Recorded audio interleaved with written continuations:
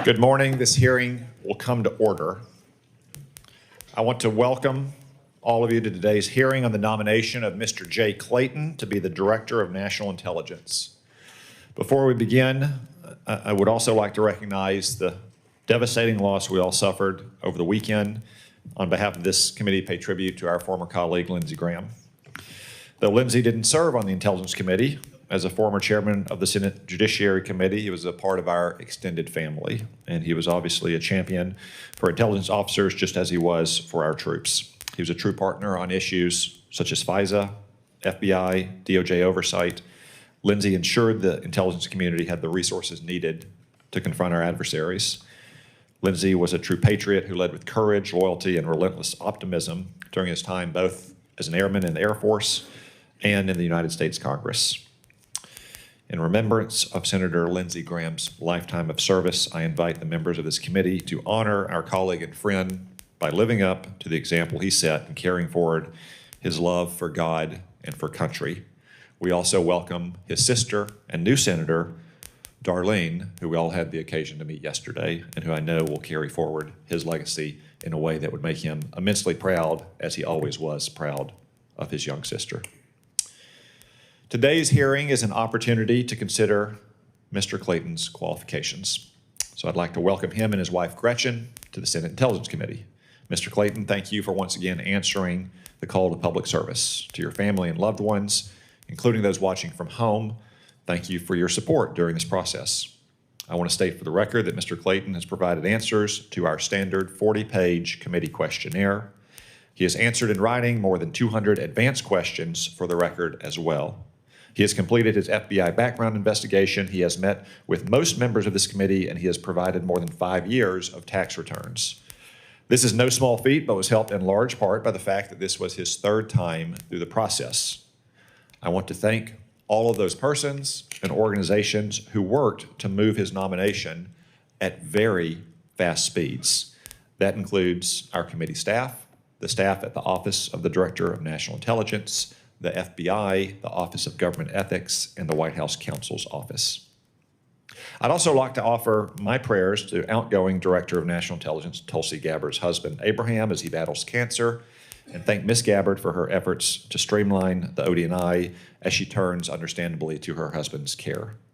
This committee is grateful for her decades of service to the country, both in uniform and as a civilian.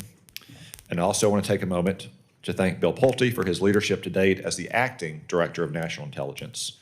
The additional steps he's taken to right-size the office of the DNI will help Mr. Clayton be successful on day one of assuming this position. Mr. Pulte has been highly communicative and engaged with me and my staff during his tenure, for which I am grateful. Mr. Clayton, it's my understanding that you intend to finish Ms. Gabbard's work to return the ODNI to its original size, scope, and mission. I've long said that the right number of staff at the ODNI would number in the dozens, maybe a couple hundreds at the maximum, but certainly not the thousands of recent years. Congress intended the ODNI to be a lean and efficient organization to keep bureaucratic intelligence agencies at bay. But some 20 years later, the ODNI has unfortunately become yet another bloated agency that incentivizes bureaucratic make work as opposed to genuine intelligence work. Mr. Clayton, given your many years as a seasoned professional in both government and private practice, I'm eager to hear how your experiences will inform your plans to return the ODNI to those roots. I look forward to working with you to provide any legislative relief that you deem necessary, such as transferring centers or functions to other government agencies, because while many functions that are needful occur at the ODNI, they don't necessarily need to be occurring there. Additionally, I'm interested in hearing about your efforts to advance America's national security in your current role as the United States Attorney for the Southern District of New York. As U.S. Attorney, Mr. Clayton has gone after some of the worst national security threats, including foreign enemies who put innocent Americans at risk and have American blood on their hands. For example, he's overseen the indictment of Venezuelan dictator Nicolas Maduro, secured the guilty plea of Venezuelan General Hugo Carvajal, and overseen the prosecution of an Iran-backed terrorist connected to multiple attempted terror attacks in the United States.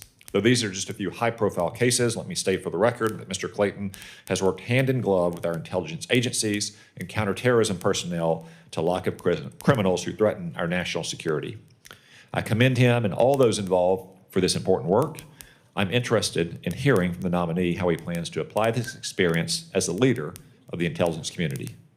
Mr. Clayton, in addition to streamlining the ODNI, foremost on your to-do list will be helping refocus the intelligence community on operations by being a vocal and uncompromising advocate for its resources. If confirmed, I'll expect you to make the case to the Intelligence and Appropriations Committees for why the funding requests in a supplemental funding bill are so vital. As most of us know, the intelligence community operations are at an all-time high with great successes. While the Pentagon received money from the Working Families Tax Cut, the intelligence community did not. I'll say here publicly what I wrote to Acting Director Pulte and Director Ratcliffe last month. I do not want to see any more reprogramming requests that borrow from one operational account to fund another. There are plenty of underperforming and under-executing programs across the intelligence community that can be a bill payer for needful operations until Congress can pass supplemental appropriations bills. Now, before I turn it over to the Vice Chairman, I'd like to put on the record that in all my experiences with Mr. Clayton, his reputation as someone who operated with morality, decency, and integrity has proven to be true. The job Mr. Clayton has been nominated for today is not one which he sought, but one which he has been gracious enough to take on. I'm confident that by the end of the day, my colleagues will join me in seeking to get Mr. Clayton's nomination across the finish line. I now recognize the Vice Chairman for his opening remarks. Well, thank you, Mr. Chairman. Let me just echo what you said at the beginning of this hearing in terms of the great loss we all feel on both sides of the aisle of the passing of our friend Lindsey Graham. And as we commented yesterday, he was not on this committee, but he sure as hell acted like he was on this committee on many times. Mr. Clayton, Jay, it's good to see you again. And it was great to have the opportunity to meet your wife, Gretchen, in the anteroom. And I'm going to start with where the chairman started. And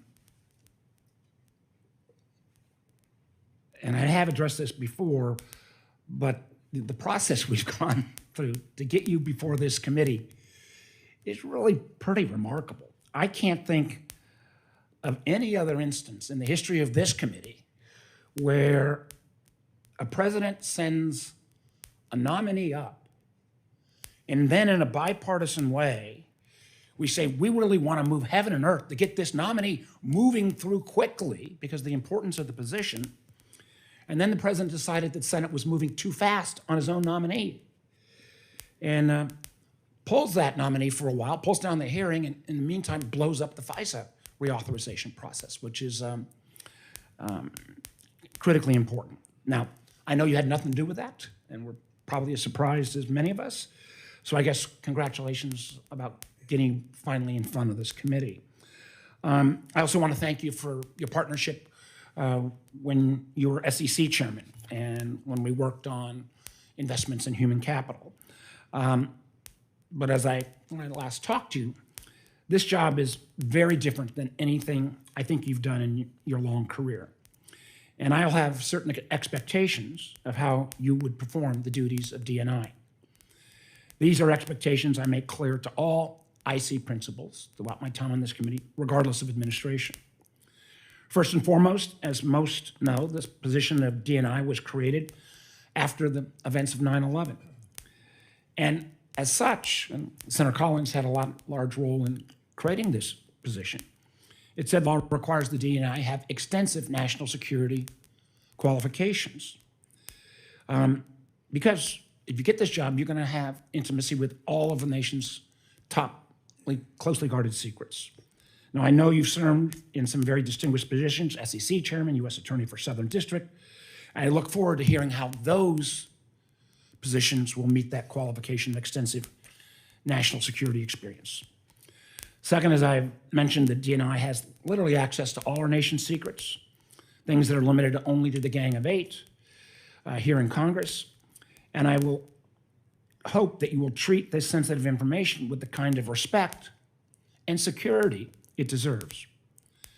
As members know, one of my greatest concerns with President Trump's appointment of Mr. Pulte as acting DNI is that Mr. Pulte had no national security experience, and if anything, it's what seemed to be his one qualification. He had a demonstrated record of releasing private, confidential mortgage information so we could weaponize it for political purposes. I can't think of a less qualified to be anywhere close to the DNI's role. In fact, there's already reporting about Mr. Pulte's plan to do what intelligence on elections, some that's based on and how we might misuse some of that on some of our most sensitive sources. And just don't understand how Mr. Pulte, and one of the reasons why I am anxious to get a permanent DNI, can end up figuring out what is appropriate or not appropriate since he's been in the job for only 3 weeks. And again, with no national security experience. Our nation's security depends on our ability to protect secrets and protect the people who gather those secrets, whether it's allies, partners, or assets we have recruited. Carelessly handling that information ultimately makes our country less safe. Lastly, I urge you to stand strong in protecting the most sacred of the IC principles, speaking truth to power. This commitment to truth is literally carved in stone at the CIA's headquarters. It is fundamental to not only the functioning and credibility of the IC, but also to the security of the American people. We have seen what happens when policymakers are allowed to shade intelligence for political reasons. It results in endless wars, tens of billions of dollars in wasted taxpayer dollars, and literally thousands of dead Americans. Unfortunately, we have seen repeated attempts by this administration to politicize the IC.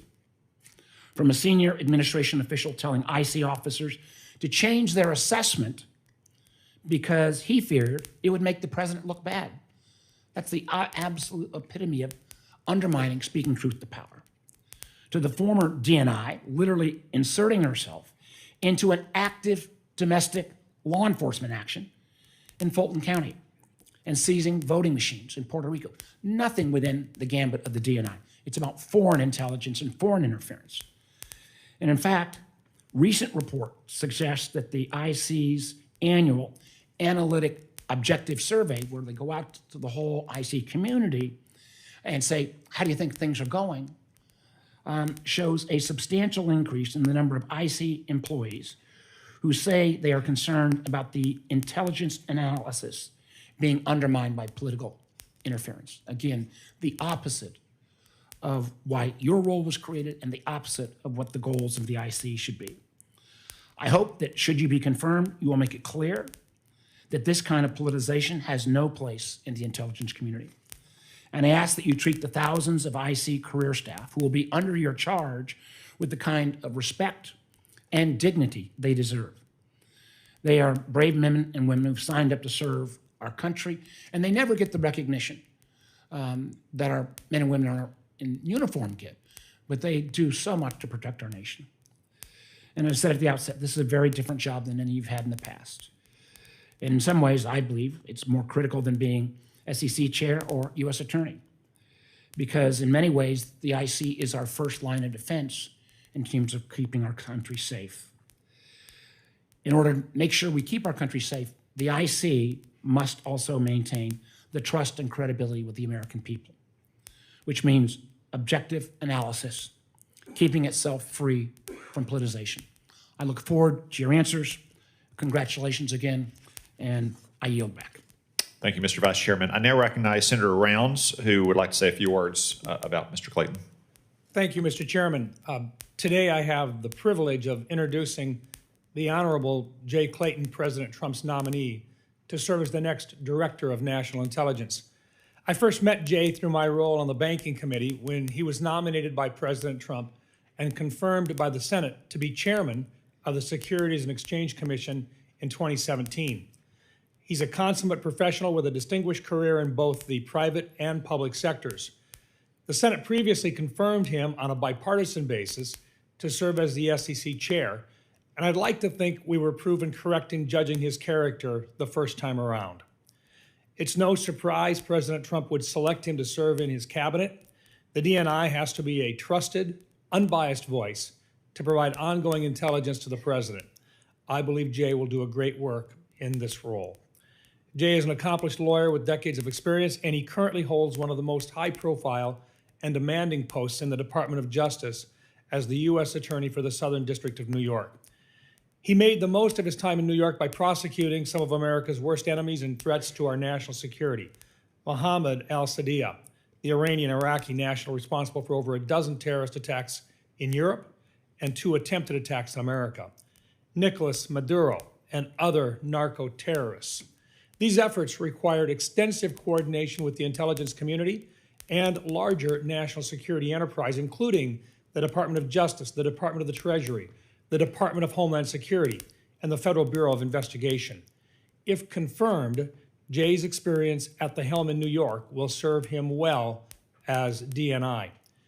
Mr. Clayton chaired the SEC through a period of significant uncertainty for financial markets during the depths of the COVID-19 epidemic in 2020. His success in leadership roles at the SEC and DOJ is strong evidence of his ability to be an effective coordinator as the Director of National Intelligence.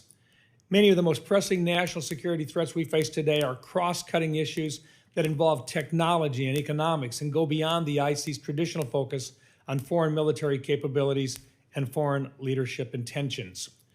Jay's time at the SEC and in the private sector has given him valuable experience with issues that the DNI faces on a daily basis: cyber threats from state and non-state actors, illicit finance, economic competition with China, and the rapid adoption of artificial intelligence by both our adversaries and our own intelligence community. He brings valuable insight into each of these areas that will serve him and our country well. Jay holds a TS SCI clearance and has worked in highly classified, compartmented environments requiring discretion and security compliance. As a result, he knows firsthand the critical importance of Section 702 and FISA. His extensive experience working across agencies is a quality needed as DNI. He has a working relationship with CIA Director Ratcliffe that will make for a smooth transition into this leadership role. While Jay may not have served in the intelligence community, he has the right mix of practical experience working with the IC, including experience with the Justice Department and coordination with the Department of the Treasury. His professional background is important to the growing demands being placed upon the IC related to technology and economic competition.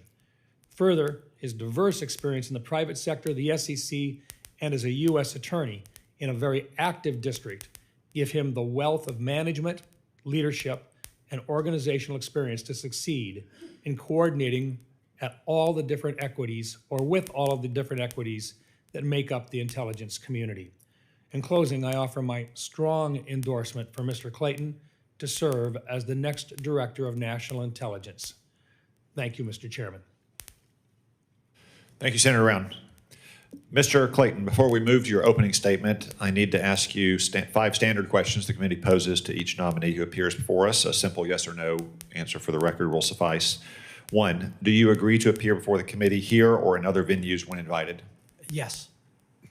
2, if confirmed, do you agree to send officials from your office to appear before the committee and designated staff when invited? Yes. 3, do you agree to provide documents or any other materials requested by the committee in order for it to carry out its oversight and legislative responsibilities? Yes. 4, will you ensure that your office and your staff provide such material to the committee when requested? Yes, I will. 5, do you agree to inform and fully brief, to the fullest extent possible, all members of this committee of intelligence activities and covert actions rather than only the chairman and the vice chairman? Yes. Thank you very much. After our hearing today, it's my intention to convene a committee business meeting early next week to vote on the nomination of Mr. Clayton and report it to the Senate for a floor vote. Mr. Clayton will now proceed to your opening statement, after which I will recognize members by seniority before the gavel and by arrival after the gavel for 5 minutes each. Mr. Clayton, the floor is yours. Thank you, Chairman Cotton. You move the mic a little closer. How's this? Okay. Thank you, Chairman Cotton, Vice Chairman Warner, and the distinguished members of the committee. I am honored to appear before you today as the nominee to be the Director of National Intelligence. I would like to thank President Trump for placing his continued trust and confidence in me. I am humbled by this nomination and grateful for the opportunity to continue serving our country. I also want to thank my wife, Gretchen, and our children for their support and their commitment to public service. I also thank the many women and men I have worked with at the SEC and the DOJ. Together, we have built great teams that have delivered for the American people. Senator Rounds, I thank you for those very kind words and for your commitment to the people of South Dakota and our country. I have been fortunate to serve in a broad range of leadership roles in both the public and private sectors. Each position has presented challenges and opportunities. If confirmed, I intend to approach the D&I role in the same way I have approached these roles: mission-focused and team-oriented, taking on the challenges and seizing the opportunities. The mission of the Director of National Intelligence is clear: to ensure that the policymakers and institutions that the intelligence community serves, especially the President, our military leaders, and Congress, receive the best possible intelligence in a timely, objective, and independent manner. That mission and obligation will be front of mind every day. If confirmed, I will work to strengthen the coordination and communication between the intelligence community and the people we serve. I will focus on enhancing the trust of the American people in the OD&I, the intelligence community, and our federal government generally. I will have an open door and walk the halls policy. This has proven invaluable. I also look forward to engaging with this committee and the House Permanent Select Committee on Intelligence frequently. I am confident that my experience has prepared me for this role, including my experience leading and improving large organizations. Large, multifaceted organizations like our intelligence community work well when they have 1, a commitment to the mission, 2, clear strategic objectives that further that mission, and 3, metrics that facilitate the assessment and improvement of their operations. I intend to work with the members of this committee to develop all 3 of those. A few specifics on my national security experience. As the U.S. Attorney for the Southern District of New York, I've gained significant national security experience, including in matters involving foreign terrorist organizations, counter-espionage, money laundering, bribery, and the abuse of our communications platforms to create and sow distrust. We interact with the U.S. intelligence community and counterterrorism officials continuously on dozens of important national security matters. In addition, I've acted as the principal liaison with senior officials at Treasury, State, and the Department of War on matters of national security. As chairman of the SEC, I advised the intelligence community on various matters and directly confronted issues with national security implications, notably leading our cybersecurity and cyber resilience for critical infrastructure in our financial services sector, combating Chinese influence on and exploitation of our markets, and importantly, maintaining economic stability and confidence in our markets during the COVID-19 shutdowns. In the private sector, I also engaged in a broad range of national security matters, including with officials from the Federal Reserve, the Department of Justice, and Congress. As an example, between my time at the SEC and my return to government at the Southern District, I testified before the House China Select Committee. Across these roles, I saw firsthand how judgment, discipline, integrity, and most importantly, effective communication and cooperation across different branches of government are essential to our national security. If confirmed, I will have those principles front of mind every day. Thank you for your time, and I look forward to your questions. Thank you, Mr. Clayton. You do indeed have a lot of experience leading large organizations, though I hope by the end of your tenure in 2.5 years at the D&I, you can add some experience leading small organizations, or at least a much smaller one. As I observed in my opening remarks, and you mentioned in yours, in your current position as the U.S. Attorney for the Southern District of New York, you've taken part in a number of national security-related investigations, including the prosecution of terrorists, narco-traffickers, and others who wish to do harm to the United States and our citizens. I think it's probably important for many viewers to know that the Southern District may be the #1 national security-related U.S. Attorney's Office in the country. Can you speak to your interaction specifically with the intelligence community as part of these investigations and how critical intelligence community collection was for informing the evidence you obtained to pursue convictions in these cases? Thank you. The short answer is extremely critical. And in the examples that you mentioned, the examples that Senator Rounds mentioned, whether it's Maduro and Carvajal, whether it's al-Sadi, the I'll just say multifaceted terrorist who we've recently captured, and our drug interdiction efforts, combating cartels and the flow of deadly drugs. The intelligence community is essential to our prosecutions in all of those cases. And if I may, it's the only game in town. The United States intelligence community combating those global threats is essential, not just for the U.S., but as was mentioned in Senator Rounds' remarks, keeping our European colleagues safe as well. Thank you. You also mentioned your time at the SEC. Now, in my neck of the woods, that's the country's best football conference. But here we're talking about the Securities and Exchange Commission.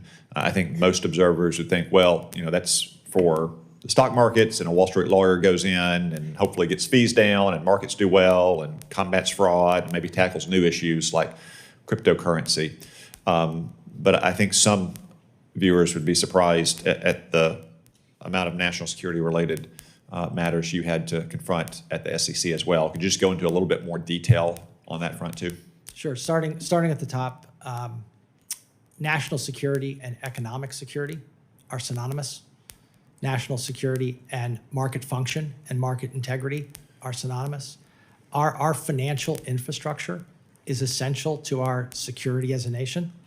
Going beyond that, understanding the economic implications of actions and the likely knock-on effects is a big part of what I believe the intelligence community should be providing to the consumers of information.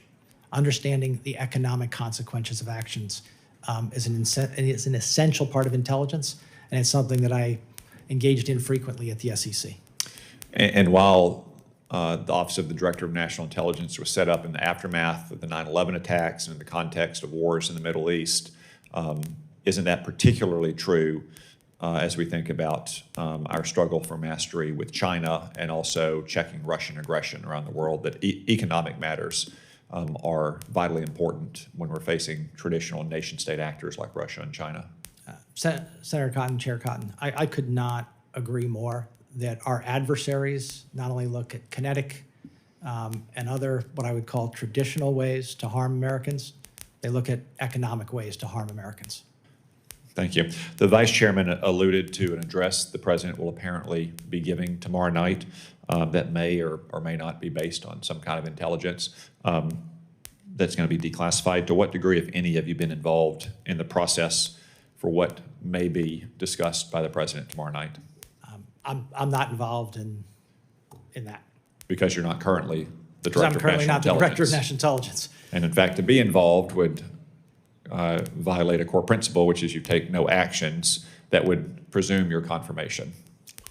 That I couldn't have said it better. Thank you for helping me establish that fact. The Vice Chairman.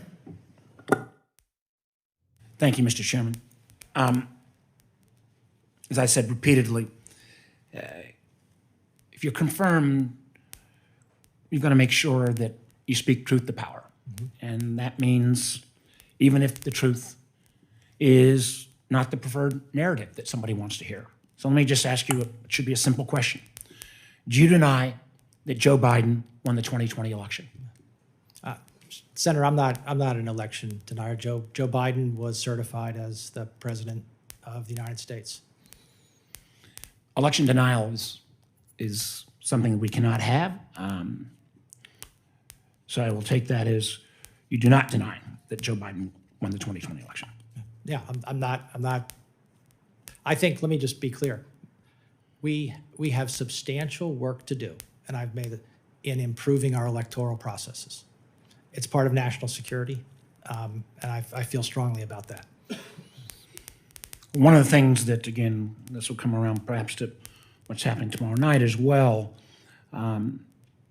classified information is critical. If we violate classified information. That loses us allies. It makes us less strong.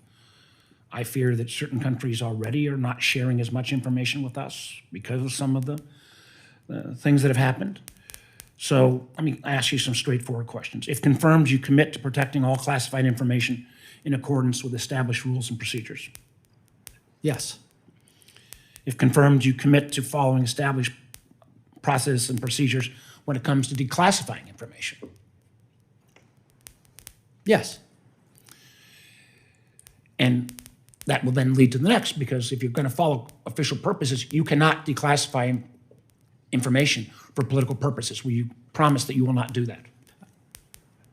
Senator, I promise that my declassification exercises will be consistent with the role, and I believe that there are a number of protections in place across the intelligence community to ensure that intelligence is not used for political purposes, and I intend to adhere to those. Well, that is, you know, in many ways, at least for me, that is the nub of this hearing. In preparing for this hearing, I have analyzed the procedures that are in place for declassification and other actions that you would take as the Director of National Intelligence. And I look forward to consulting with the people inside the intelligence community and at the ODNI to ensure that we adhere to those principles. It's critically important because, again, we may see some of this tomorrow night or not, but we go around those established procedures. We could burn sources and methods. We could lose allies. It is, the ramifications are so grave, and it has been treated in such a cavalier way that it's really extraordinarily upsetting to me. Along with classified information comes the analytic tool. One of the things that I pointed out in the recent IC annual survey, the number of IC analysts that are concerned that their work may be threatened by politicization, or if you don't reach the right conclusion, that completely undermines the basis of what the intelligence community is set up with. So, if confirmed, you commit that the ODNI's decisions and analysis will remain free from political pressure and conspiracy theories. Yeah, Senator, the role is to ensure that you, the President in particular, the members of the cabinet receive the best possible intelligence product available, and I do commit to do that. And I do commit to do that. Yeah, if you could bring the whole box a little Sorry, closer. I need a space for the papers, but. I can't stress enough, you know, if the IC workforce feels they're going to get political blowback or get fired, which we have seen, because they reach a conclusion that may not be what certain folks in the administration want to hear, that undermines the whole work of the whole community. If I could jump in on that, Please. and I want to say that my experience at the SEC, my experience at the DOJ, is that the people who have worked for me have great confidence that they can speak to me in a candid and free from any worry that what they say to me in their professional capacity is going to result in any kind of disagreement. I would say any kind of friction beyond the normal toing and froing that you have in any organization. And I will say, let me add a comment to what Senator Round said. In working with you at the SEC, I found that was how you operated, and particularly in taking on certain issues that might not have been politically popular. But this is such a different role, and I am so concerned that whoever ends up in this role is going to be under a set of pressures that may be unprecedented, and we're going to need somebody extraordinarily strong. I'll come to my last set of questions, and that is around election integrity. This job was set up to look at foreign interference in our elections. So it was more than stunning to me when the former director, Director Gabbard, showed up at a domestic, I believe, political interference activities in Fulton County. We're coming into election season. I want to make sure you are on the record If confirmed, you will commit you will not interfere with or comment inappropriately on U.S. elections. Senator, you outlined the role correctly. The role is to deal with foreign interference in U.S. elections, which is something I'm gravely concerned about. But that's the role. And finally, we cannot have the DNI trying to put his or her hands on the scales in terms of tipping the outcome of any American election. Will you commit to not put those hands on the scales? The role of the intelligence community is to provide information, not to engage in policy or those things. So yes. Thank you. I yield back. Thank you. I agree that the role is very different, but I think that's true of most government roles. And we never quite know how people perform in them. And some of us have been very satisfied with nominees we've confirmed in both parties, and some have been dissatisfied. But look at our former chairman, Marco Rubio. Being a senator, I think we can all agree, is very different from being the Secretary of State or being the National Security Advisor. And he's pitching a near perfect game in those roles, if you ask me. But you can't reason by analogy. You've been a Wall Street lawyer for a long time. How long have you been a lawyer? 36 years, And 33 years. And so you're governed by attorney-client privilege. That's not classified material, but it is require you as an ethical obligation. Have you ever had any issue in handling attorney-client material? No. And the material you're handling in Wall Street, I mean, you're talking about market-moving material, millions or billions of dollars. Billions and probably in aggregate trillions of dollars of information that you have to be very careful not to allow to slip. Or very sensitive personal information about clients as well. And no issues ever in the past dealing with those. None. Thank you. Senator Collins.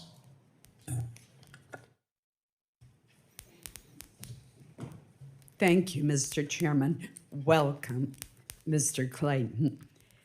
Mr. Clayton, I want to give you a little bit of history of the ODNI. I was a co-author of the legislation that created the Director of National Intelligence, along with Senator Joe Lieberman, Congresswoman Jane Harman, and Congressman Pete Hoekstra in the House. And it came about following hearings that we had and extensive analysis of a failure of the more than 18 intelligence agencies to share vital information, information that perhaps could have allowed the dots to be connected and the horrific terrorist attack of 9/11 to have been discovered and deterred. I'll never forget a conversation that I had with Secretary of State Colin Powell. He said our intelligence community needed an empowered quarterback to make sure that there was sharing of information and a collective, collaborative approach to intelligence. Instead, what we had was a very siloed approach. And that's why we worked so hard to draft the Terrorist Prevention and Intelligence Reform Act that created the Office of the Director of National Intelligence and the NCTC, the National Counterterrorism Council, which would bring agencies together. So I understand that ODNI has grown far bigger than we ever would have envisioned when we wrote that law. But I am deeply disturbed that some administration officials, and indeed some senators, have called for not just a reduction in the size of ODNI, but that we abolish it altogether. There remains a critical purpose and mission for ODNI to lead and manage the 18 separate intelligence agencies with worldwide operations that include space, cyber, and human intelligence domains. Do you commit to maintaining the vital role of ODNI and its NCTC? The short answer, and then I'd like to elaborate, is yes, I do. And having seen this from the outside now, in my roles and also preparing to hopefully take on this role, if we didn't have this role, we'd have to invent it, because there needs to be a focal point for coordination across the other 17 intelligence agencies. There needs to be a place of oversight, a place to resolve conflict. I look at it as a board of directors roles. And to the extent that the ODNI has gotten into operations or started to play the roles of some of those other agencies, it probably should pull back, because it's difficult to be both operations and oversight, but I think an oversight role is important. Thank you. The second issue I want to bring up with you is the anomalous health incidents, also known as Havana syndrome, that have occurred since 2016 and caused, in some cases, career-ending disabilities for our intelligence, our defense, our State Department employees. The intelligence community initially took these attacks and care for victims seriously. However, for various reasons, this quickly seemed to turn into a very dismissive attitude throughout the federal government with little forward progress. This led Senator Gillibrand and I to co-author the Havana Act of 2021 to support the victims who are not receiving care nor compensation. I have been frustrated over the past few years across both the Biden administration and the Trump administration by the excuses provided and misinterpretations of AHI attacks and the slow implementation of Senator Gillibrand's and my bill. Last week, Tulsi Gabbard rescinded 2 previous AHI intelligence community assessments and started to reassess both previous and new intelligence related to AHIs.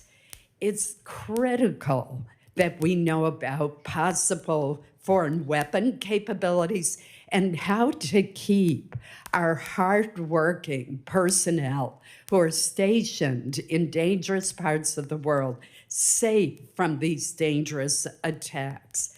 But forward movement remains very slow. The DNI confirms, it's your job to confirm that intelligence is objective, timely, and independent of political considerations and based on all available sources. So with recent efforts to re-energize the research on the causes and attribution of these devastating attacks on our personnel, do you plan to continue these efforts? Well, I'm not privy, but I certainly plan to engage with you and Senator Gillibrand on this issue, and I'm happy to do so. I look forward to future discussions. There's a lot of history here. Yeah. Thank you. Thank you, Senator Collins. No stronger leader on national security, not just on this committee, but your work on the HISGAC committee and especially the Appropriations Committee, like our friend Lindsey Graham. The troops and intelligence officers have no better friends than Senator Collins. Thank you for your work. Senator Wyden. Thank you, Mr. Chairman. Mr. Clayton, according to the press reports, the FBI director spent 8 hours last Friday at the White House investigating journalists. My view is this is a flagrant attack on journalists in the First Amendment under the direction, apparently, of the Trump administration. When were you directed to issue subpoenas to the journalists and by whom?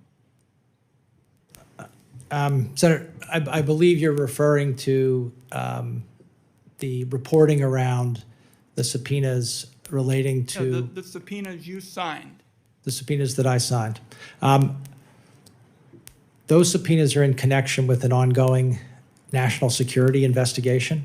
I'm happy to talk to you and this committee about our approach to the First Amendment and our efforts in all cases to limit, to the greatest extent possible, any intrusion into the operation of the free press. I'm absolutely committed to and respect our First Amendment and the role of the press. So let me ask you this. It's not even clear that the subpoenas that you signed followed the administration's policy, which requires the government to first make all reasonable attempts to obtain information from other sources. What specific actions did you take before you signed the subpoenas?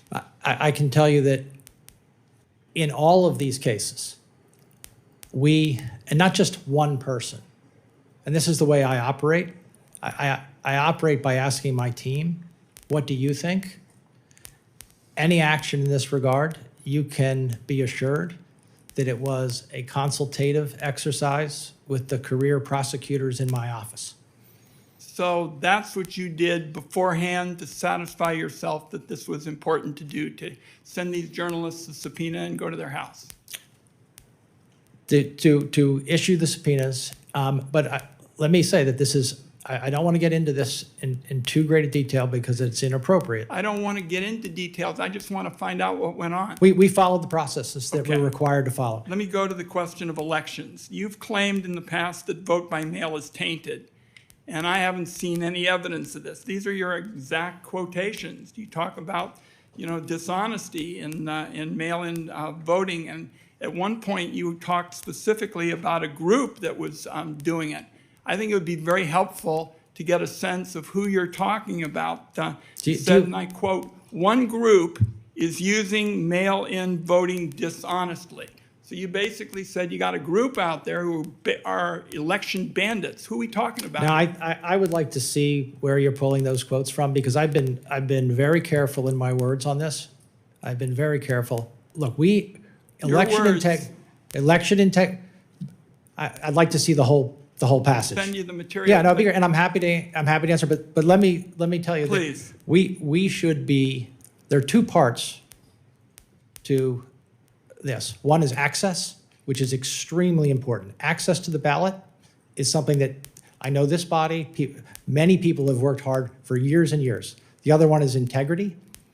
I'm a big believer that we can have better access than we've ever had before and better integrity than we've ever had before. All right. And some of the constructs around our election, the integrity can be greatly improved. Well, I want to see it because I want to know the names of the people that you're calling dishonest, because I'm the nation's first senator elected by mail. The second senator was a Republican, and we don't believe that this is tainted by fraud. And I have time for one more question. You said that the country was well served by this agreement that Donald Trump is not going to get audited in terms of his taxes. You went through the whole process. Tell me if you continue to support that position, that you believe that the President of the United States should be the only person in the country who's exempt from audit. I certainly do not believe that the President of the United States should be the only person in the country who is exempt from audit. Well, do you think he should be exempt from audits? That's a yes or no question. In terms of that specific thing, that's now a matter of litigation, and I'm not going to comment on it here. Thank you, Mr. Chairman. Senator Moran. Chairman, thank you.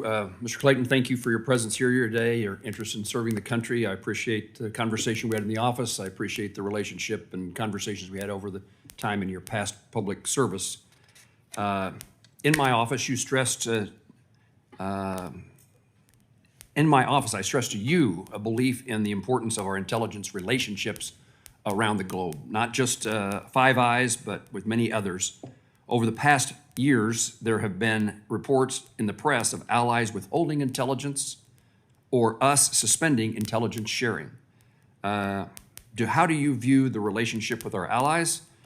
Do you see a partner services as a force multiplier or simply transactional in nature?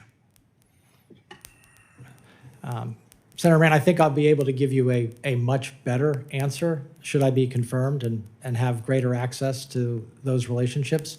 I know the Five Eyes relationship historically has been extremely valuable to the United States. In terms of bilateral sharing, like anything, I think that's something that you have to assess constantly, whether it's working. But there's no reason not to explore whether you can have something that works. I assume you would say that it's desirable to have a relationship with many countries around the globe and determine whether there's a relationship that can work in which we're sharing intelligence information. I think that's really well said. In your answer to a written question asking if you commit to making sure that Ukraine has the intelligence it needs to apply pressure on Russia, you said, quote, to the extent directed by the president, arm Ukraine and other partners with intelligence that illuminates Russian plans and intentions. I appreciate that you work for the president, but I want to emphasize my belief that any such sharing is critical, and any suspension of intelligence sharing with Ukraine would require very serious justification. And so my question is, if confirmed, do you commit to sharing with this committee the rationale of any such suspension, and do so before the suspension becomes public? Give us a chance to have input in that consequential decision. Yeah. I expect to have, I would say, frequent and substantive dialogue, including around priorities. The priorities are set to reflect the priorities of the administration and the priorities of the president, but I expect to continue to discuss any change in those priorities. And, again, I'm not privy to these things, but I don't have any expectation that that priority is changing. I chair an appropriations subcommittee that funds the FBI, and I have a strong interest in supporting its counterintelligence role. It's the lead counterintelligence agency in the U.S., but you note in your answers that the National Counterintelligence and Security Center within OD&I is the, quote, head of the U.S. government counterintelligence activities. How would you characterize the relative roles of the FBI and the Security Center in counterintelligence, and what are the practical effects of how that would work? Senator, my direct experience with counterintelligence, and obviously I can't go into the specifics, but it's fairly extensive at the moment, is directly with the FBI. Some engagement with the center, but it's mostly directly with the FBI and Homeland Security. And that past experience, that relationship lends you to what kind of conclusions in that regard? It's extremely important. The threat is real. The threat to the safety and security of the American people is real. And we need to be vigilant every day. And in fact, I think my colleagues would be happy if, in your role, I made a pitch for more resources. If they would. Let me ask about your private sector experience, and in preparation for the role that you may soon assume. Have you identified any opportunities where the intelligence community can leverage private sector capabilities to enhance the IC's mission? Yes, without that. The obvious one is data and data analysis. Making connections where they might not otherwise be apparent, or where the ability to make those connections in the past took weeks and months, and with some of the tools that we have today, can take hours to make the same connections that are important to combating what I would say is espionage. Mr. Clayton, thank you. Mr. Chairman. Thank you, Senator Moran. Senator Heinrich. Thank you, Chairman. Mr. Clayton, it is alleged, and I would add quite credibly, that Jeffrey Epstein committed some very serious crimes at his Zorro Ranch property in my home state of New Mexico. Yet there has never been a federal search of that property. And in fact, in 2019, the Department of Justice directed New Mexico to pause its own investigation and has most recently refused to provide the unredacted evidence needed for our Attorney General to effectively carry out his investigation, despite federal and state laws requiring disclosure. I understand that as U.S. Attorney for the Southern District of New York, you led the investigation into Jeffrey Epstein. Can you commit to providing any relevant information to the New Mexico Attorney General and the documents, unredacted documents, that he has requested? Yeah. I spoke to my team about this last night. That request is for unredacted documents. Those documents are subject to several protections for those redactions, including a protective order of the court. My folks, I think, as we speak, are seeking dialogue with the Attorney General to see if we can reach an accommodation that is consistent with those protective orders.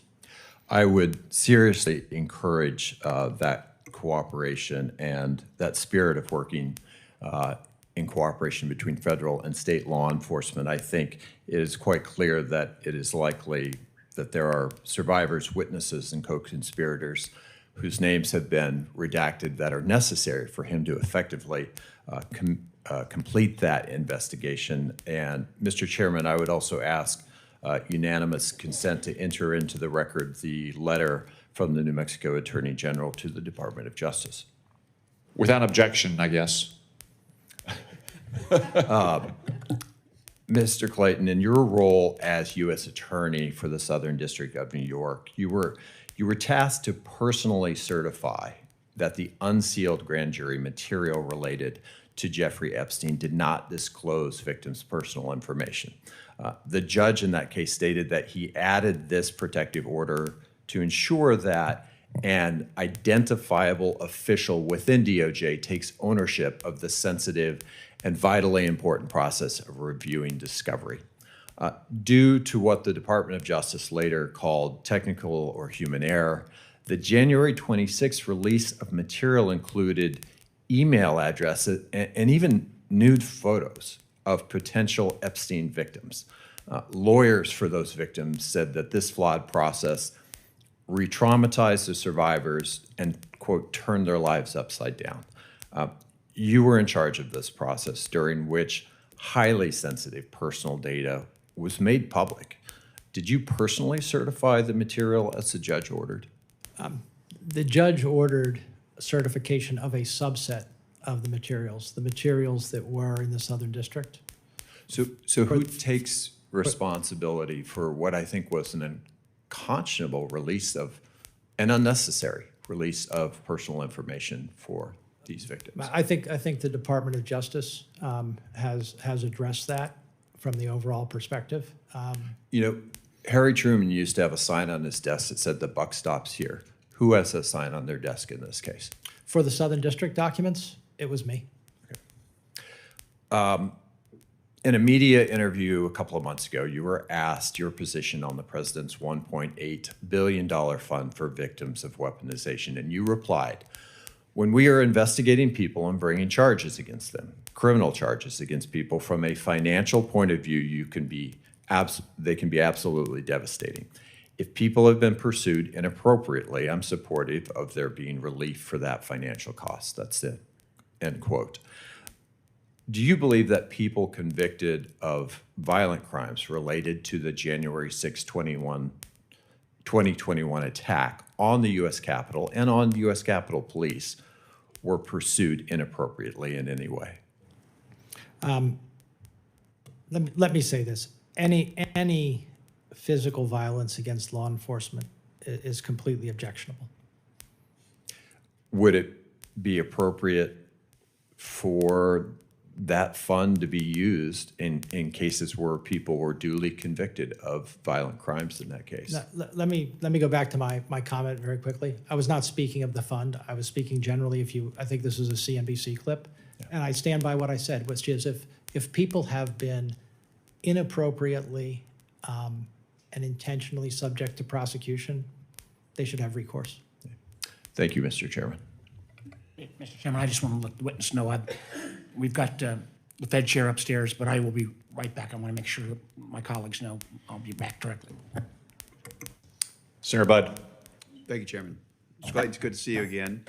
I enjoyed our visit a few weeks ago in the office, and also when I was coming onto the House Financial Services and you were coming into the SEC, I enjoyed our time that decade ago.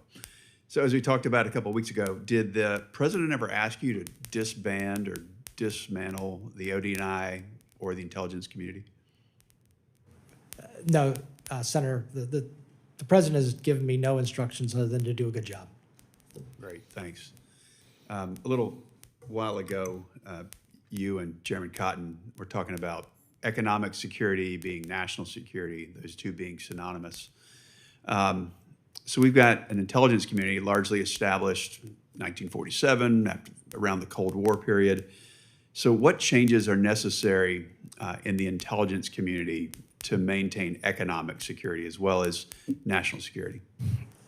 I don't want to say that the intelligence community is currently free from economic analysis in the provision of intelligence, but I do believe that the economic effects of various events should be more a part of intelligence assessments, because economic effect, markets move immediately. Markets react, and then people react to markets. I mean, most interestingly today for all of us is the price of oil. Understanding the dynamics around the current and the long-term price of energy and the price of oil, I think is an essential part of any intelligence assessment. Thank you. You know, the men and women in the intelligence community, they do an extraordinary work. Most of the time, they don't get any recognition. But sometimes there's a few bad eggs. We have Edward Snowden, David Rush, the gold bar guy. So as DNI, you'll also be the executive agent for security, as I understand it. So what's your vision for this role to ensure the security clearance process and also to make sure we find and mitigate, head off these insider threats? I think there are two processes that fall. One is classification and overseeing classification. The other is overseeing security.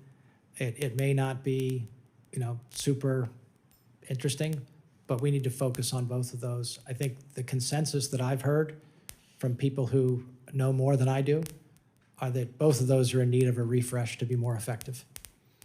Thank you. I look forward to staying in touch on that and appreciate your work.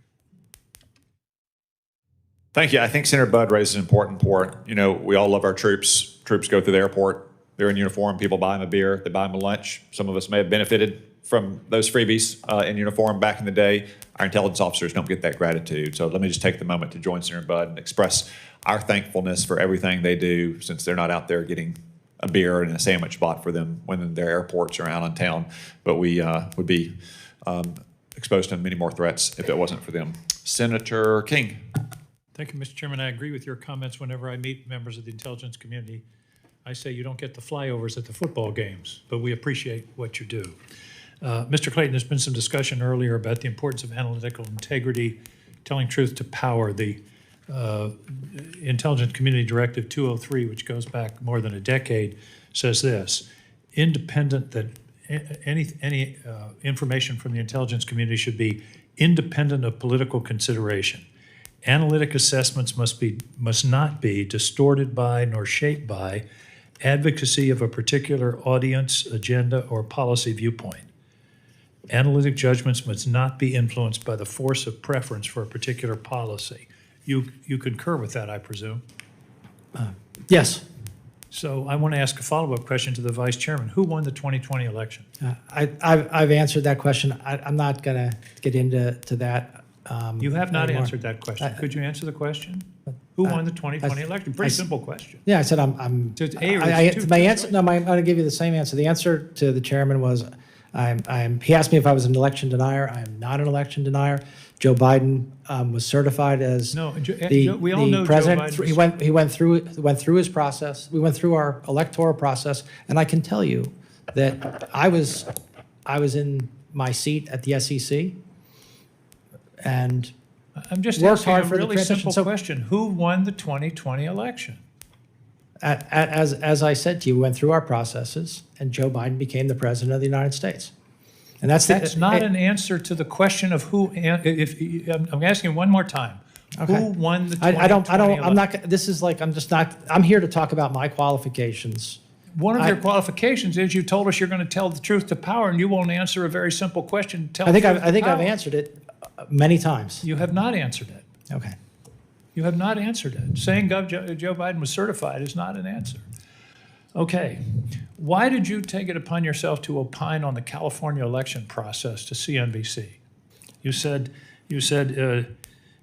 during the interview on CNBC, you said the U.S. is doing an absolutely terrible job on election integrity, and the American people are right to question it. What's the basis of that statement?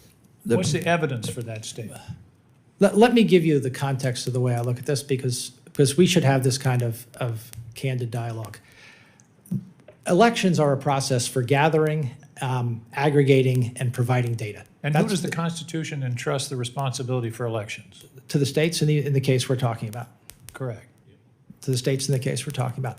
But my experience at the SEC, my experience at the DOJ, my experience in the private sector is that the government processes for gathering, aggregating, and providing data need to be improved greatly. Are you talking about elections? Or are you I'm talking about inflation data. No, I'm talking about all government processes, including the one that's. I want some evidence, and there isn't time here in a minute and 49 seconds, but you have a lot of time between now and when we move on your nomination. I would like a written analysis from you that gives evidence of voter fraud. I don't. Fraud in to this be clear, country, Mr. Clayton, to be clear, Senator, the assertion that there's voter fraud. I am not. I did not make that assertion. I said I said We're doing an absolutely terrible job on election integrity. What did that mean? That meant that the audit trail that we have available for our elections in a number of places is not the kind of audit trail that you would expect in something that is this important. That's what it meant. And I mean, so is there a problem of voter fraud in this country? I don't think we can say definitively whether there is or is not until we have better processes. We've had hundreds of analyses. We've had the Heritage Foundation study that found 1,650 cases out of 2 billion votes counted. I would love for the American people to have incredible confidence in the integrity of our elections. I would too, and I would appreciate I'd like to if work, this administration would cease undermining that confidence. I would like to work with this committee from my perspective. Well, for the record, I wish you would share any evidence you have that undermines that asserts that there was any problem of voter fraud significant enough to change the results of an election in this country. Following up, why was your hearing postponed? What were you told? You were going to meet with us in a few hours, and suddenly it was pulled down. Why did that happen? I was requested and respected the request not to attend. Were you given any reason? I'm not going to get into the private conversations.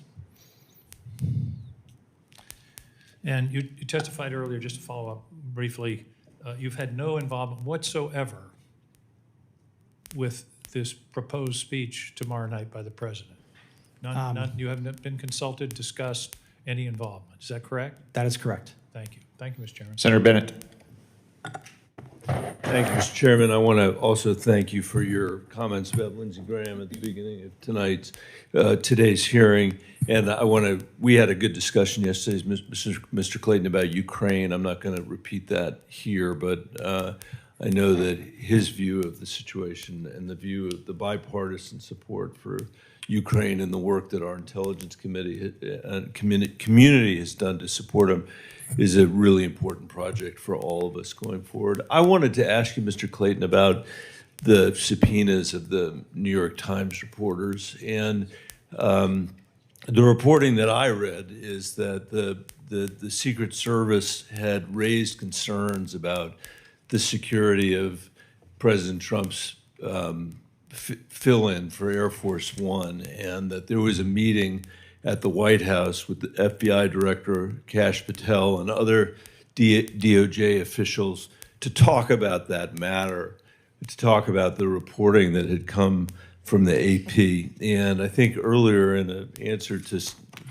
Senator Wyden, you said that you had consulted with the career attorneys at the Southern District of New York. My question is whether you consulted, or anybody in the Southern District of New York consulted with anybody in Washington, D.C., at the White House or the Department of Justice before those subpoenas were issued. They were issued, I think, within just hours of the reporting that struck me as somebody who has worked at DOJ as an unusually short period of time, and particularly given the equities that are at stake when journalists are subpoenaed, the equities that are at stake when law enforcement is showing up at the doorstep of journalists in this nation. I think it's very important for you to explain this in the context of this nomination. Yeah, understood.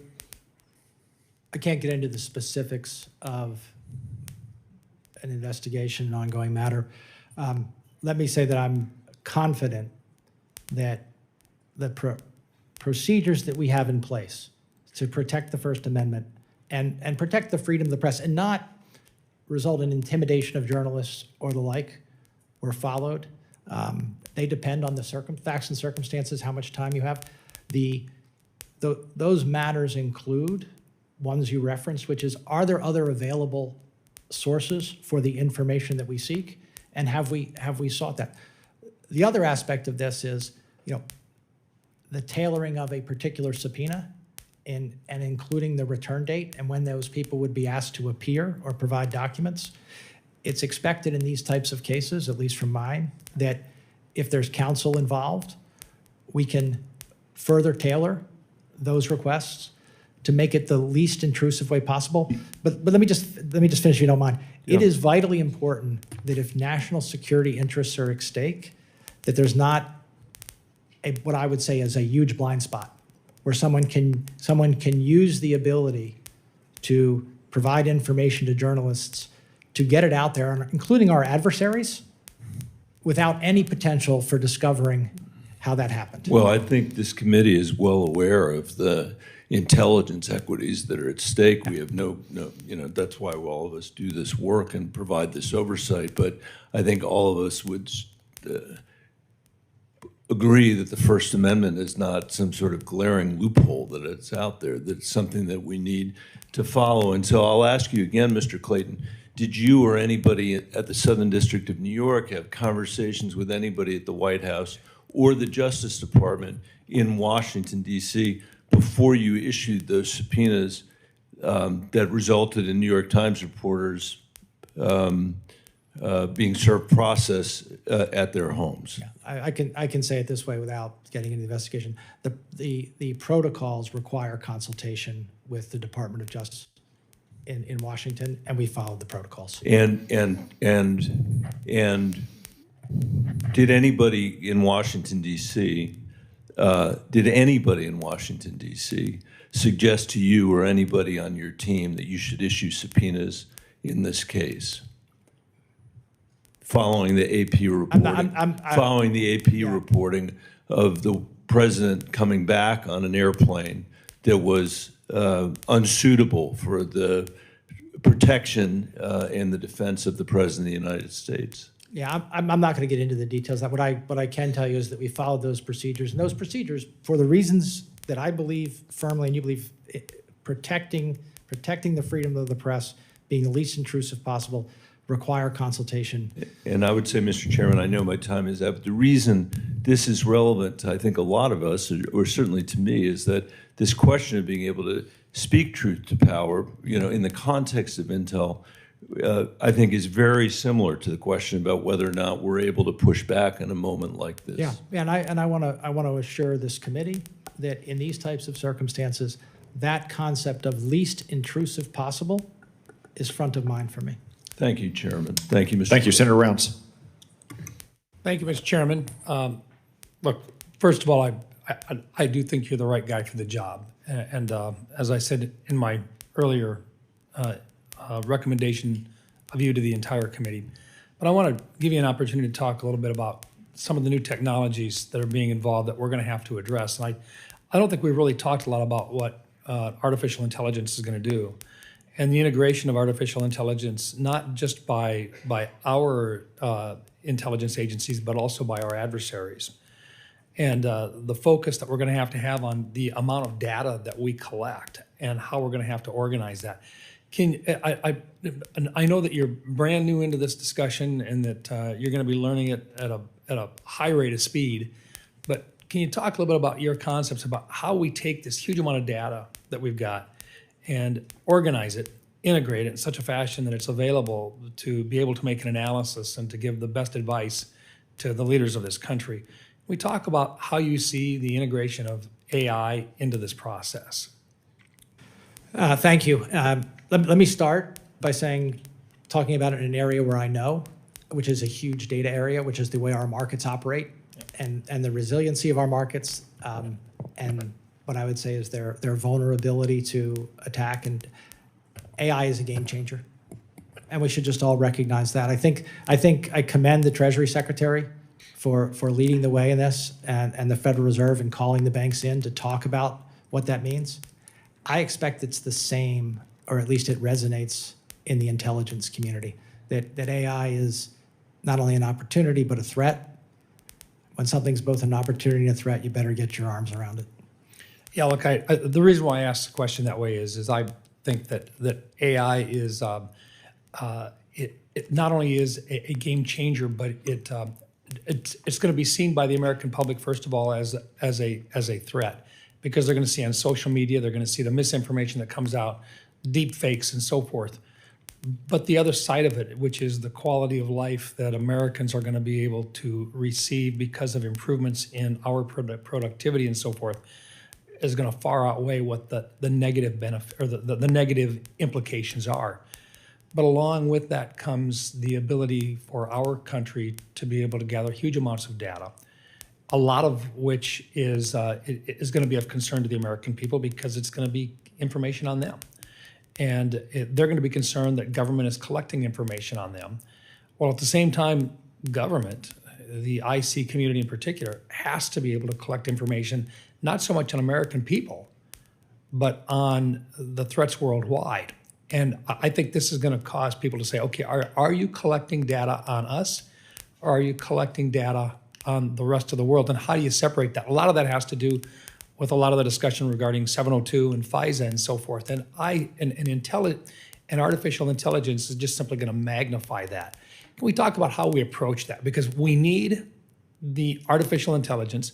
We need to be better than our adversaries, collect more data, collect it faster, analyze it better.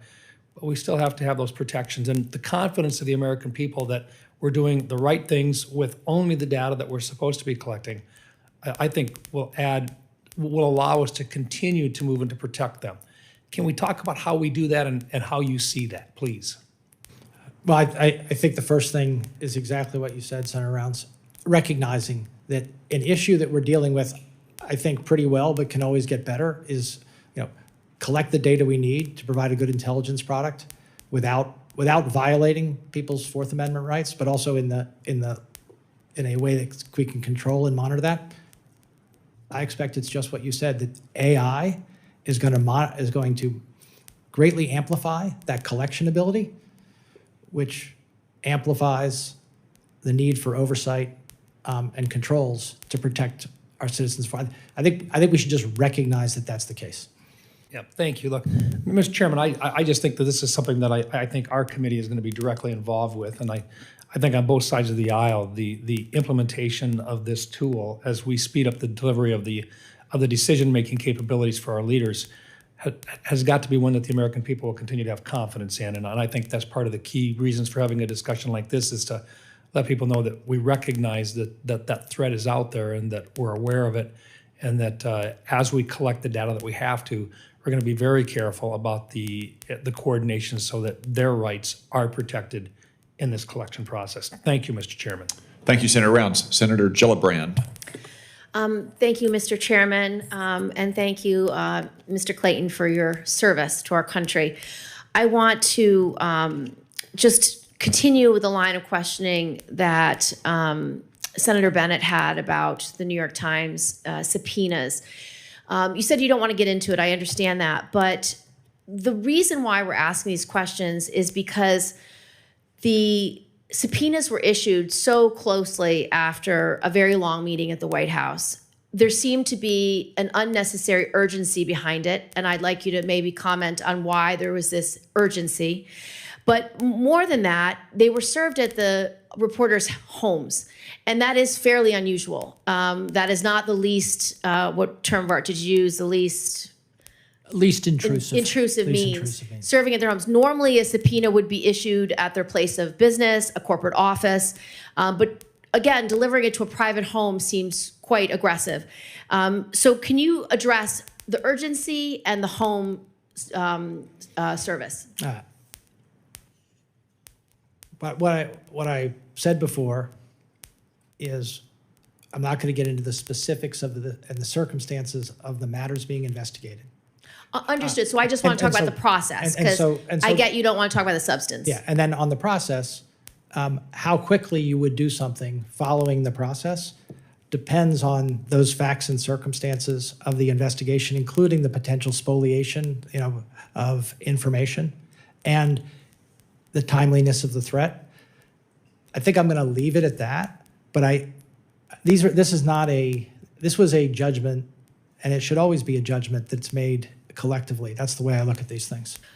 Well, I would just urge that this doesn't sound like the proper independent legal process that we would normally expect for issuance of a subpoena. The characteristics surrounding it seem rushed, aggressive, with an unnecessary urgency. And I would just caution you in your role. You are going to have many times when you may be influenced to engage in an investigation because the White House is unhappy with a report. The thing about this particular issue is that the plane was reported on months and months ago, about the concerns that because it was built by Qatar, that it wouldn't have the same security aspects that one would need to protect a president. And so this just doesn't ring true that your process was a thoughtful, deliberative, and normal oversight process. And that is why this committee is deeply concerned. Do you understand that? I understand your concerns. Okay. I understand your concerns. But I want to tell you, I am comfortable with where we are, and I'm comfortable with how we are proceeding from here. Okay, well, we expect judicious, thoughtful, legal processes from this committee. The second thing that this committee is concerned about are this issue of election security. Senator King tried to get you to say, did he win or not win the election? President Trump has an issue with whether he wins or doesn't win elections, and it's affected your office, and I need you to understand how it's affected your office. After the 2016 election, there was allegations that there was foreign interference by Russia. And President Trump was very concerned that somehow his election was not on the up and up. And so what he did in response when he became president was he eliminated every aspect of your office's oversight of the election process from cyber threats. You had personnel that were very knowledgeable about cyber threats, especially foreign influence. There were personnel at CISA, there were personnel at the FBI, and they were all fired. And then President Trump now wants to make sure that the 2020 election, that nobody says Biden won the election. So you can understand why this committee is concerned that you won't say Biden won the election, because it just reeks of this insecurity by the Trump administration about election security. So when you say election security is important to you, I want to make sure that you understand the ODNI has a responsibility towards cybersecurity, towards election security, that's not about voter fraud, but about the influence of foreign countries on our election security. Do you understand that? Absolutely, and it is a significant concern of mine. One of the things that I did not get an opportunity to talk about before, cybersecurity has been part of my private sector and public sector practice for well over a decade, going on close to 2 decades. So will you add that back to ODNI, because it was taken out by Gabbard? When I was talking, yes, when I was talking about processes and integrity of our election, cybersecurity is front of mind. So will you restore the cybersecurity complement to your job, as well as the biosecurity threats, and as well as the Foreign Malign Influence Center? I can commit to making an assessment, and to the extent that more resources are needed, or more focus is needed, or more coordination is needed. Well, we would urge there are more resources and focus needed in those 3 areas. And I look forward to dialoguing with you on that. Thank you, Mr. Thank you, Chairman. Senator Gillibrand. Senator Langford. Chairman, thank you. Mr. Clayton, good to see you again on it. You have served the nation in multiple different roles before in leading SEC and did a very good job there in Southern District of New York in the U.S. Attorney's Office.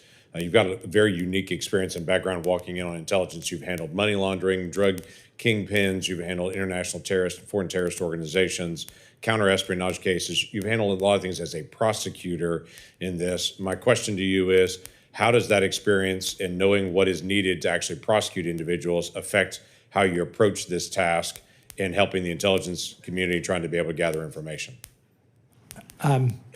Great to see you. Thanks. Good to see you again. The role that you just described is one that I believe draws on a lot of the experience that I have had as a counselor for years. And that is that I want to be respectful that the intelligence community is about providing information and analysis, not setting policy or making decisions.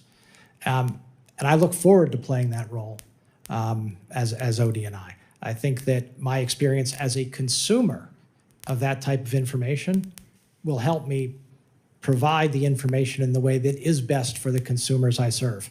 I always worry that people who are the providers of information are providing it for themselves and not for the end user in the most effective way for the end user. Maybe we're doing that, maybe we're not. I hope we are. But I also want to say, as Senator Cotton noted and others have noted, the women and men of the intelligence community are incredible. I look forward to working with them, learning from them, and figuring out how to provide that best possible intelligence product. Okay, that would be very helpful, and it's helpful to all the policymakers to have the best, clearest, non-safe, if I can say it that way, documents to just get the information out so people can make the decisions based on the information that we actually have. That would be helpful, and as a consumer of that, I would assume that makes a difference for you. ODNI started out as a very small entity after the 9/11 attacks, as you know well. It has grown to a multi-thousand person organization. There have been a lot of questions around this dais to try to figure out, is it the right size? We have a lot of people that are detailed from a lot of our intelligence agencies to the Director of National Intelligence Office now, and we're trying to be able to figure out if that's the right places to continue to be able to pull people out of their agencies and pull them over there, or if some of them be able to need to return back to their agencies. Obviously, you're not there at this point, but you've led a lot of large organizations. Tell me process-wise how you walk in to be able to look at, are we right-sized, right task? Do we have people here that need to actually be there? How do you make those decisions? Thank you. I tried to outline it in my opening remarks. Right. What is our mission? The safety and security of the American people. How do we deal with that every day? We provide decision makers with the best possible intelligence product. What is the structure over the intelligence community with the role that we have, which is supposed to be oversight and integration, not operations? What is the structure that best serves that? That's how I intend to look at it. And specifically, where do people return? Where do they stay? The analogy that is in my mind is a board of directors that oversees a number of subsidiaries. In most cases, that board of directors is fairly lean and relies on reporting from the subsidiaries with some efforts to synthesize, some committees, that is what is in my mind. Not one thing you don't want to do as a member of a board of directors, whether you're in oversight or empowerment or both, is get into the day-to-day of management. You lose perspective. You have handled terrorism cases coming straight out of Iran and threats that have come to us. For 47 years, the United States and American citizens all around the world have faced terrorism threats from Iran and the growth of the proxy terror organizations. What can you tell us at this point, based on your experience from the Southern District of New York and your prosecution side of things, and then also some of the work that you had done in the past, just dealing with money laundering and the movement of money, the most effective way to be able to deal with the threats that we're facing right now from Iran? The threat's real. It's not hypothetical. Look, all you need to do is look at the people who we have arrested in the last year and what they have done. They intend to do our citizens harm. They are well-funded, and they are well-funded through channels that we need to do a better job of monitoring. Our traditional banking channels, I think, are fairly well monitored. There are new channels I would say, digital asset platforms, other channels where funding takes place that we need to do a better job on. Okay. Thank you. I yield back. Senator Kelly. Thank you, Mr. Chairman. Mr. Clayton, thank you for being here. I've got a couple very basic questions, and then I want to get a little bit of your opinion on the threats we face if we have time. So can you tell me why Joe Biden was certified as the winner of the 2020 election? I'm going back to my constitutional law here, but I don't want to continue to have debate about this, but I believe he had the most electoral votes. So he won the election. He followed our process, had the most electoral votes, was declared the winner, and who has the most electoral votes? Is it the person that wins or the person that loses? I think that's your characterization. I'm not going to continue. The reason why we struggle with this, and I think it's especially important in the job you're nominated for, is because it seems that folks who are nominated for these positions just fundamentally refuse to disagree with something the president says. And the problem I have with this is he isn't in the room today. You're going to be in a room with him many times. And at times, you should have a difference of opinion. And if you can't disagree with him when he's not in the room, are you going to be able to disagree with him when you're sitting across from him in the Oval Office or the Situation Room? That's what I struggle with, because this job is different. This job, it's not about softening the edges when the truth is unpleasant.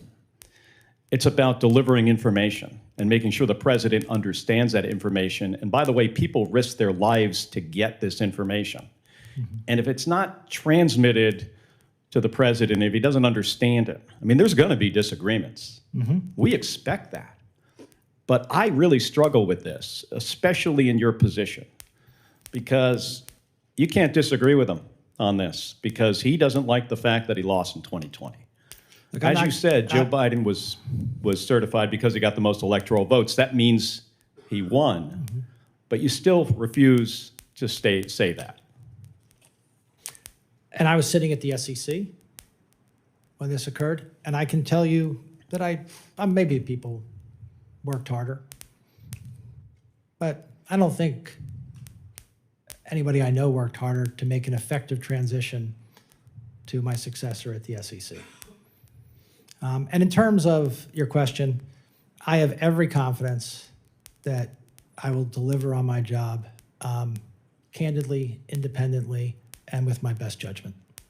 But just not in this room. Okay, let me move on. So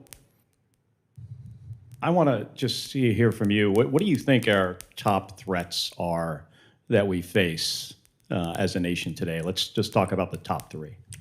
From where I sit today,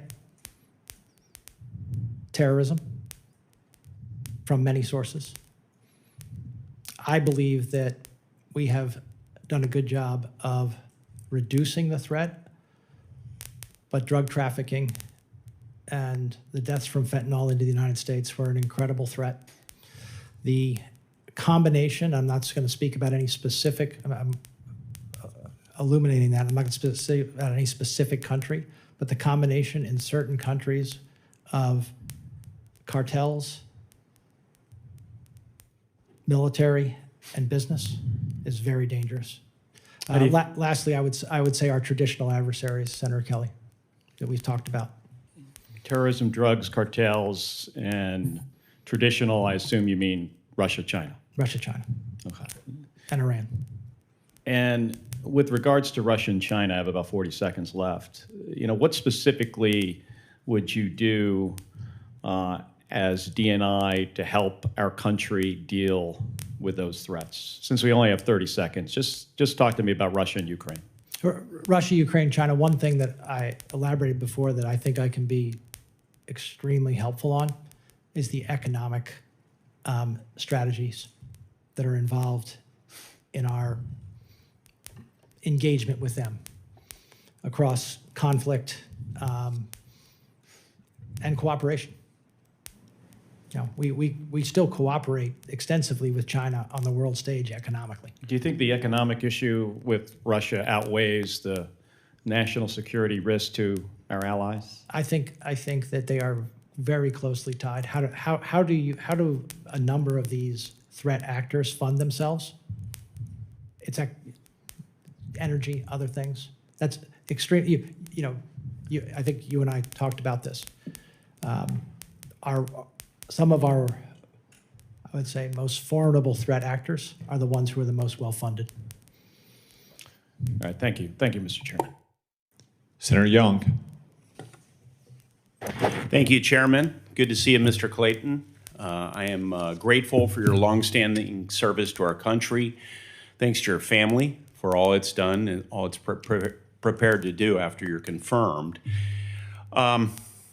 I want to build on some of our conversations that we had in the office, which I found productive, and turn to issues of technology and economic security, which you know are important to me. As chairman of the SEC and more recently as a U.S. attorney, you had a lot of experience in advancing American economic and technology security, especially from manipulative practices of our strategic competitors and adversaries. Maybe you could just speak to that.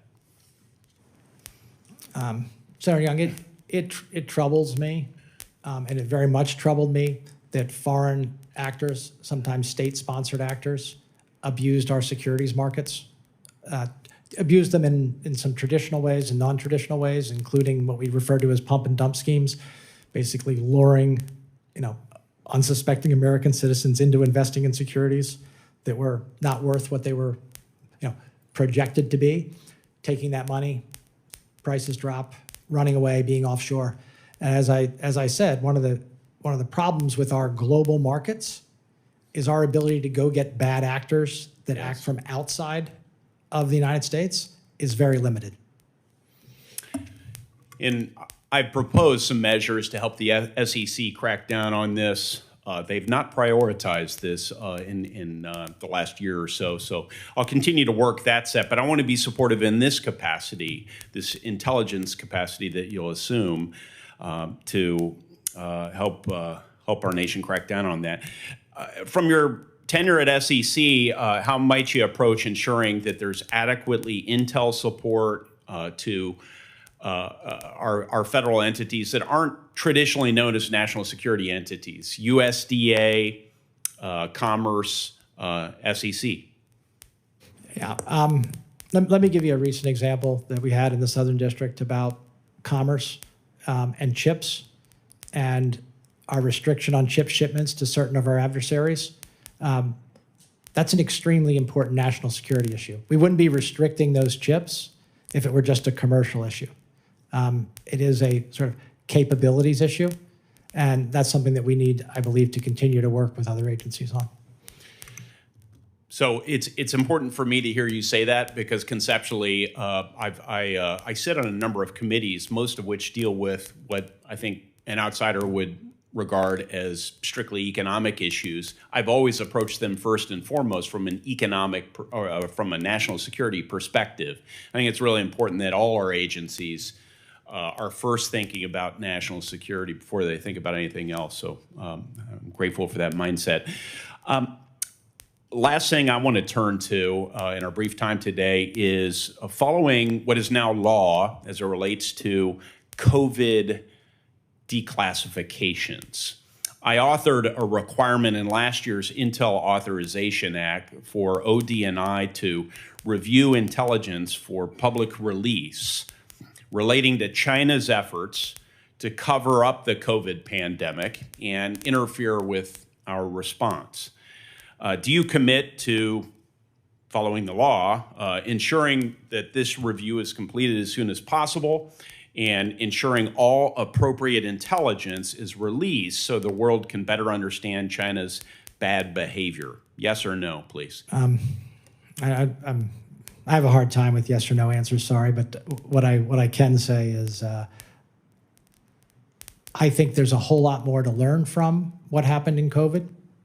And there's a lot of work for, I expect, I hope to know more. There's a lot of work for our intelligence community to do to ensure that the American people have access to that learning. And to the extent it should be classified, you have access to that learning. I gave you important qualifiers there. So as soon as possible, that was a qualifier. And because it can be difficult, especially in this format, to internalize the question. I'm that, trying to trip you up. No, on that. And then ensuring all appropriate intelligence is released. I mean, you have a legal background. There's a lot of room there. Okay, I'll take it. Yes. All right. Thank you. Senator Reid. Thank you very much, Mr. Chairman. Welcome, sir. In a speech in September last year, you highlighted the great successes of the Southern District of New York, specifically calling out, and I quote, the successful prosecution of the former president of Honduras and other high-level Honduran officials for narcotics trafficking and firearms charges for partnering with some of the largest and most violent cartels in the world to distribute tons of cocaine to the United States. That correct? Yes. Yeah, I think so. I think that's fair. Now, on November 28th, 2025, President Trump issued a full and complete pardon to Juan Orlando Hernandez. Mm-hmm. Were you consulted about the pardon? I'm not going to get into the pardon process here. The president's pardon power, I think there's only a few powers in our Constitution that are unreviewable and absolute. That's one of them. And whether it's President Biden, President Trump, or a future president, that's their power. Are you aware of any quid pro quo regarding the pardon? I'm not aware of any such thing. Why would the President of the United States pardon someone that you had convicted and described as being involved in violent activities and allowing tons of cocaine to enter the United States?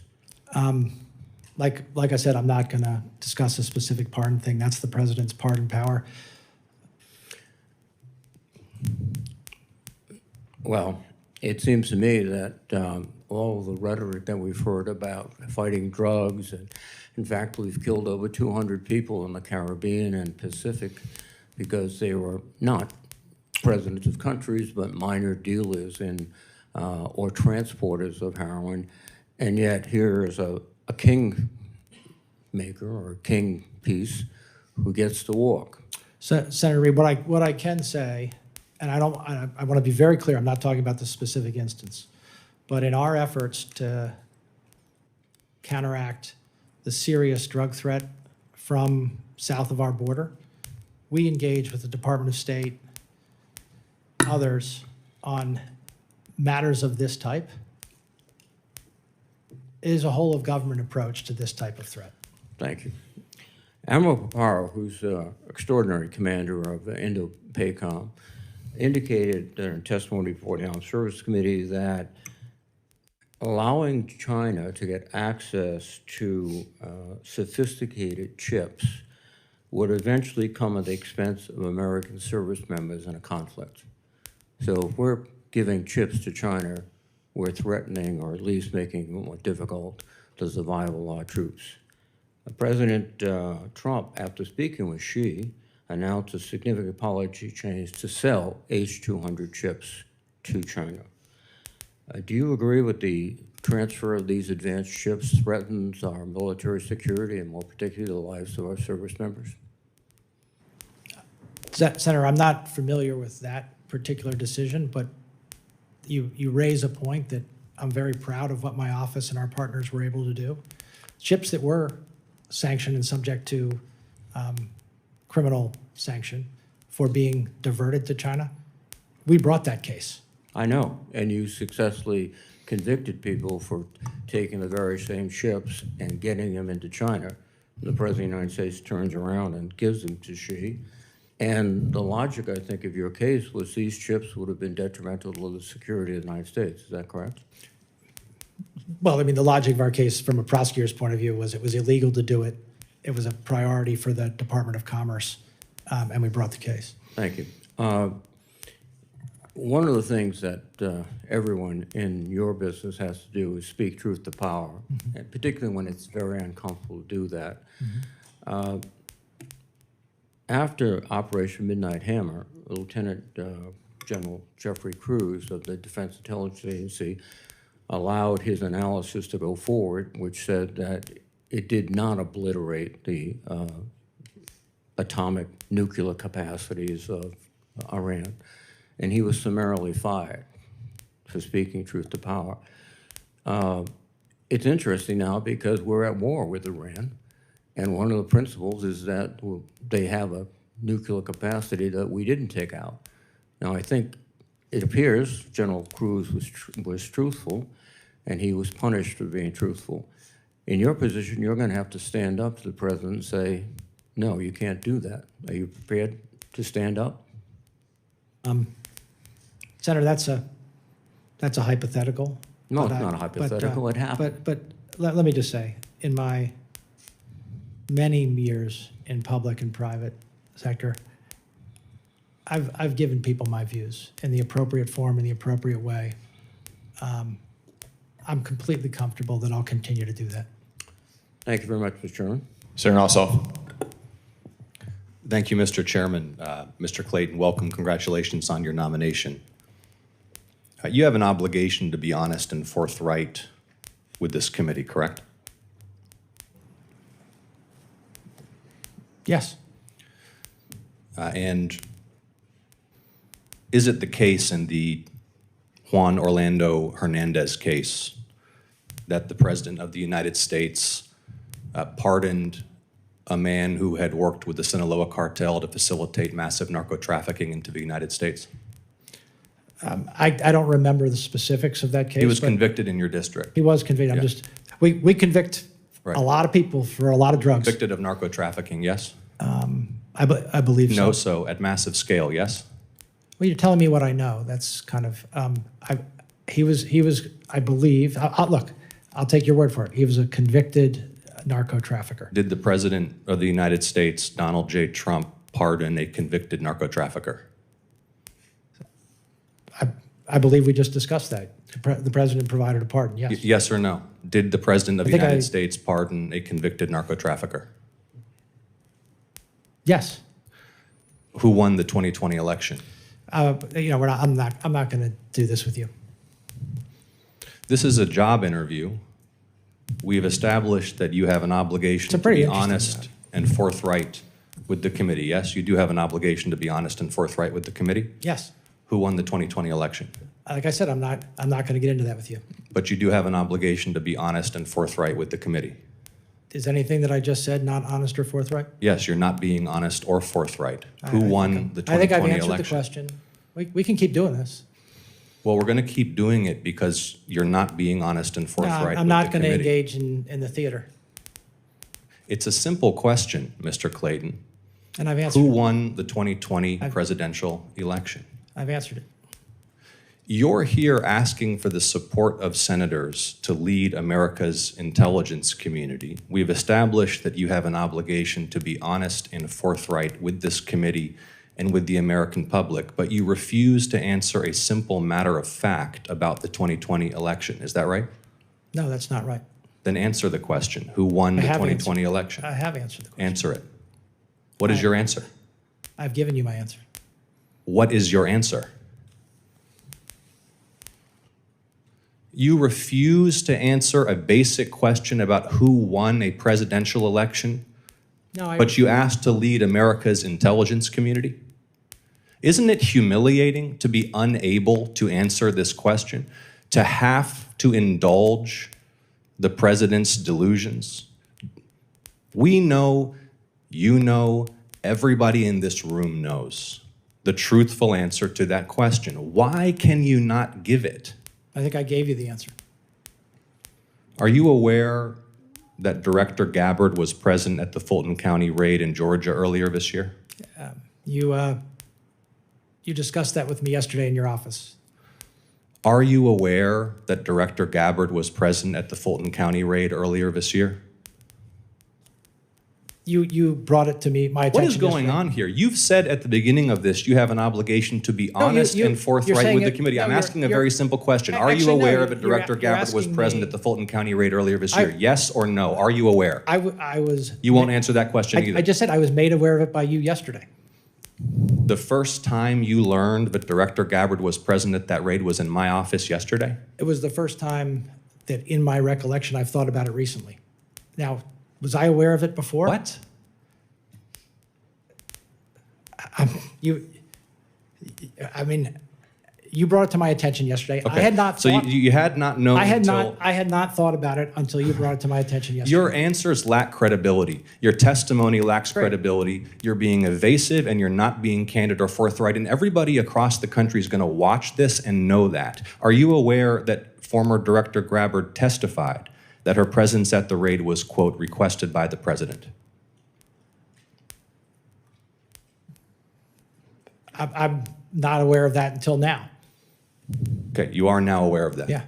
Are you aware that members of this committee are already probing Director Gabbard's potential misconduct in this matter? No, I don't. I'm not privy to your probe into. Are you aware that the General Counsel and Deputy General Counsel of your office have already provided testimony to this committee regarding this matter? No. If the White House Chief of Staff or the President asks you to travel somewhere across the United States and oversee the execution of a domestic search warrant on a sensitive election facility, will you do it? Is that appropriate? Is that appropriate for the Director of National Intelligence? That's a hypothetical. We all know it's not appropriate. Senator for the Ossoff, Director your of time is National expired. Intelligence. Will you answer the question? Your time is expired. Will you give him the opportunity to answer the question? Is this not material right now, sir? Is it appropriate for the Director of National Intelligence to oversee the execution of domestic search warrants at sensitive election facilities? Yes or no? I think you're asking me, as you just said in your first comment to me. Yes or no? Is it appropriate? Look, No? You are asking me to comment on a matter that you just said was under investigation. No, I'm asking you. Okay, Senator Ossoff, your time is expired. Disqualifying. Vice Chairman, do you have anything to add? Senator King, I did not recognize you. I recognize the Vice Chairman. Senator King, I did not recognize you. I recognize the Vice Chairman. Mr. Vice Chairman, will you make the point? I will make a point. I want to make a couple points. One, I strongly disagree with you about the issue of drug trafficking being more important at this point than the threat of China or Russia. But that you're going to. I'm sorry. Please. He asked me for the most ones. I did not rank them in order. I did not rank them in order. Well, let me just. I want to make one point, then I want to come back to the point that my colleagues have been making. Because this is an area that you're familiar with, in terms of Securities and Exchange Commission work. We are working diligently on a bill to create a set of laws around digital assets.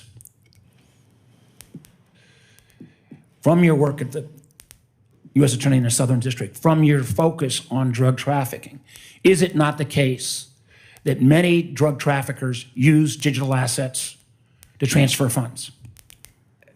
Yes. Is it not the case, as we try to work through this legislation to try to make sure there are barriers and restrictions, that we should not grant this new industry, which has a huge potential? I'm one of the few that says we got to put some rules here, at least on this side of the aisle, that we should not open up huge new loopholes that would allow self-dealing,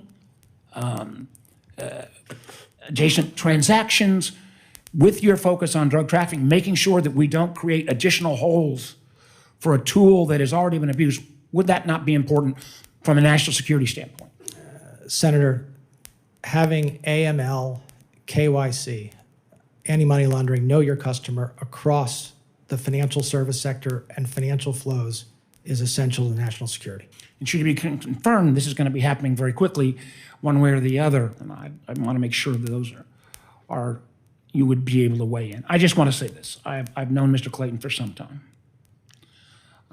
I've worked with him. I've worked with him closely when he was at the SEC, but I am bitterly disappointed. And I don't, we've tried umpteen different ways to give to the ability to just acknowledge that Joe Biden was the president. Was fairly and duly elected. I've acknowledged, Senator, that Joe Biden was the president. I've acknowledged that. And fairly and duly elected. And fairly and duly elected under our process. Well, I'll have follow-up questions. I also have to say, as someone who's spent an enormous amount of time on this election interference issue, that it strains credibility. And I trust you, I know you, but it strains credibility to think that you were not aware of Director Gabbard's intervention into domestic election activities in Fulton County, and that was subject of a great deal of consternation and review. Again, maybe the framing of the senator's question you didn't appreciate, but you know, even if you weren't aware, in preparation for this hearing, I would have thought, hey, we got to be ready for the Gabbard questions. Yeah, I don't want to, it just wasn't something that was on my mind before the preparation for this hearing. The idea that you acknowledged in your opening comments and to me that the role of the DNI is to look at foreign malign influence. It is outward looking. It is not to participate in domestic law enforcement on a case that I believe in. You can have a completely different view of this, and my Republican colleagues probably do, but on a case of relitigating a 2020 election activity in Georgia. To say that wasn't on your agenda of an issue that would be asked. No, after Senator Ossoff raised it, it was. And to be clear, the ODNI's role is principally outside the United States. Intelligence community role is principally outside the United States. Thank you, Mr. Chairman. Thank you, Mr. Clayton, for your testimony today. Mr. Chairman, do we have time for any follow-up questions? No. They're not second round. The Capitol Police will receive the annoying or remove the annoying lunatic from the crowd.